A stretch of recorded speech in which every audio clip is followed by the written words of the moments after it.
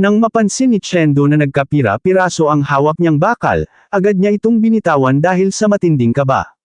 Walang pagsidlan ng kanyang takot kaya mabilis niyang binuhat ang kanyang kapatid na babae at mabilis na tumakbo papalayo. Habang nagmamadaling lumikas, ginamit niya ang kanyang bracelet para utusan ang Litter Bear na magpadala ng distress signal. Subalit bigla siyang napatigil ng marahas na bumagsak sa mismong tapat nila ang Silver Demon, at doon niya napansin na mas naging mabilis pa ito kumpara kanina. Napamura na lang siya sa kanyang sarili dahil alam niyang hindi naaabot ang tulong mula sa City Defense Corps. Habang naghahanda ang halimaw na sumugod, napuno ng galit ang kanyang puso, ngunit naisip niya na kung sakaling hindi siya agad mapatay sa nagbabadyang suntok nito, gagamitin niya ang pagkakataon para maihagis ang kanyang kapatid sa ligtas na lugar. Malinaw niyang nakikita sa kanyang mga mata ang papalapit na banta. Sa kabutihang palad, napigilan ang suntok ng Silver Demon nang may biglang umatake dito, na siyang nagdulot ng malaking kaluwagan kay Chendo. Isang lalaking may bitbit na sibat ang mabilis na nagpabagsak sa halimaw, at agad nitong iniulat na napatay na ang target ng walang ibang nasaktan. Pagkatapos ay lumarawan ang ngiti sa mukha nito habang kinukumusta sina Chendo, sabay pakilala bilang si Ho Qiang na miyembro ng City Defense Corps. Sinabi niya na nakatanggap sila ng ulat mula sa isang residente kaya mapalad silang nakarating bago mahuli ang lahat. Nakahinga na rin ng maluwag ang kapatid ni Chendo dahil sa wakas ay ligtas na sila. Nagpasalamat si Chendo kay Ho Qiang at nagpakilala rin bilang isang estudyante mula sa Liang City No. 1 High School. Samantala, tahimik na nagmamasid sa hindi kalayuan si Principal Limo.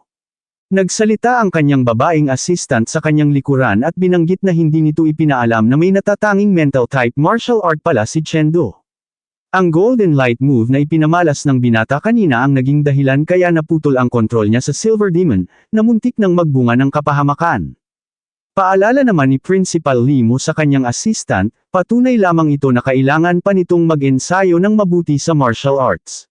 Idinagdag pa ng principal na bilang pag-iingat ay naatasan naman niya sina Ling Yun at Ho Qiang na magbantay sa paligid, at umaasa siya na ang sorpresang inihanda nila ngayong gabi ay magsisilbing mahalagang aral para kay Chendo. Kinalaunan ng gabing iyon, sa loob ng martial arts room ng Liang City No. 1 High School, nakaupo si Chendo habang tinitingnan ang mga mensahe sa kanyang bracelet. Tinatanong ng kanyang kapatid kung kumusta na ang mga natamo niyang sugat, at sumagot naman siya na maayos lang ang kanyang kalagayan. Nagpaalala rin siya na huwag itong babanggitan sa kanilang mga magulang upang hindi sila mag-alala, kasabay ng pagpapadala niya ng 1,000 yuan. Sumagot ang kanyang kapatid na alam niya na ang gagawin dahil pinagsabihan na rin siya ni Tito Ho Qiang na itago ang nangyari. Nagpasalamat ang kapatid at pabirong nagpadala ng mensahe na napakagwapo ng kanyang kuya sa mga sandaling iyon. Hindi na ito sinagot ni Chendo at sa halip ay pumikit na lamang siya. Habang iniisip ang sugat sa kanyang braso, sinumbatan niya ang kanyang sarili sa pagiging isip bata. Mahigpit niyang ikinuyom ang kanyang kamao sa tindi ng inis habang nagbabalik tanaw sa nagdaang kaganapan. Napagtanto niya na ang panganib ay palaging nag-aabang sa paligid, at kung darating ang matinding sakuna, kahit pa nag-aaral siya sa Mount Yuan Martial Arts University ay kulang pa rin ang kanyang oras para maprotektahan ang kanyang pamilya. Ramdam niya ang sariling kahinaan, lalo na kung iisipin na ang Silver Demon na nakaharap niya kanina ay mababa pa lamang ang antas ng lakas. Ngunit dahil lamang sa napakataas nitong life intensity ay tuluyan siyang dinurog ng halimaw. Napaisip din siya tungkol sa mga resources na umaabot sa milyong-milyong antas. Batid niya na life intensity ang pundasyon ng lahat, at ang pagpapataas nito ay nangangailangan ng napakaraming resources tulad ng mga matatagpuan sa Kilin Martial Arts University.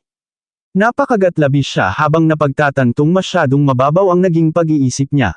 Dati, ang akala niya ay sapat na ang manatili sa tabi ng kanyang pamilya, ngunit ang tunay niyang kailangan ay ang umunlad sa pinakamabilis na paraang posible. Isang pambihirang bilis na magbibigay sa kanya ng kakayahang tuluyang wasakin ang lahat ng kaaway bago pa man sila makagawa ng pinsala. Biglang naputol ang kanyang seryosong pagmuni-muni nang may kumatok sa pinto ng kanyang silid. Pagkabukas nito, pumasok si Principal Limo na humihingi ng paumanhin dahil gabi na nang maisipan nitong bumisita. Tinanong niya si Chendo kung hindi ba siya nakaabala sa oras nito. Agad namang tumayo si Chendo upang lapitan at batiin ang principal, kasunod ng pagtatanong kung ano ang dahilan ng pagparito nito. Sumagot si Principal Limo na may dala siyang munting regalo para sa kanya. Binili raw niya ito para talaga sa sitwasyon ni Chendo at nais niyang ituring na lang itong tanda ng kanyang pasasalamat. Nagtaka naman si Chendo sa binanggit na regalo at pasasalamat, kaya naman ipinaliwanag ng principal na ito ay dahil sa malaking ambag nila ni Mayor Wang sa 100 City Hegemony Tournament ngayong taon. Noong una ay sapat na sa kanila ang makapasok man lang sa top 10, ngunit hindi lang nito nahigitan ang mga inaasahan kundi gumawa pa ito ng bagong kasaysayan sa pagkakapanalo ng kauna-unahang kampyonato para sa Liang City. Idinagdag pa ng principal na ang tagumpay na ito ay nagpalakas sa kakayahan ng paaralan na kumuha ng mga mahuhusay na talento at nagdala rin sa sarili niyang karera sa mas mataas na antas. Tinanong niya si Chendo kung hindi ba nararapat lamang na pasalamatan niya ito. Tinanggap ni Chendo ang regalo at nagpasalamat sa principal. Pagkatapos nito, kumuha ng isang boteng mineral water ang principal at inihagis ito kay Chendo. Nagtaka ang binata kaya naitanong niya kung bakit tila pamilyar na pamilyar ang principal sa pasilidad ng martial arts room. Sumagot ang principal na ang mismong 001 martial arts room na ito ay sa kanya talaga noong una. Nagulat at nagtaka si Chendo sa narinig, ngunit sinabi lang ng principal na sa kasalukuyan ay mas bagay na ito para sa kanya. Nang mapansin ng principal ang dumi sa kasuotan ni Chendo, nagkunwari itong nagtataka at nagtanong kung bakit ganoon ang hitsura nito at kung nagpagulong-gulong ba ito sa lupa. Hindi agad nakasagot si Chendo. Malungkot ang kanyang mukha habang pinag-iisipan na bagaman ipinagbili ni Ho Qiang na huwag ipagsasabi ang nangyari, silang dalawa lamang naman ng principal ang magkasama kaya marahil ay hindi naman ito maituturing na pagkakalat ng sekreto.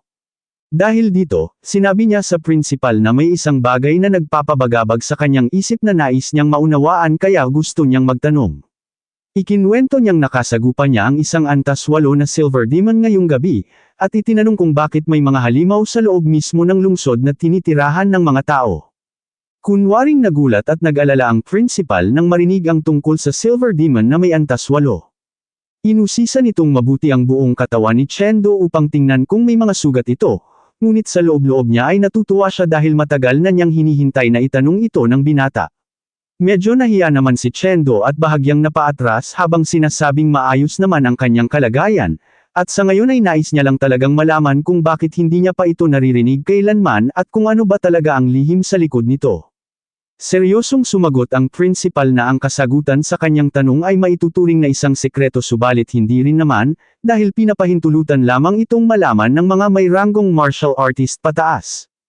Ipinaliwanag niya na kapag nalaman ng mga karaniwang mamamayan ang katotohanan, biglang huminto ang principal sa kanyang pagsasalita.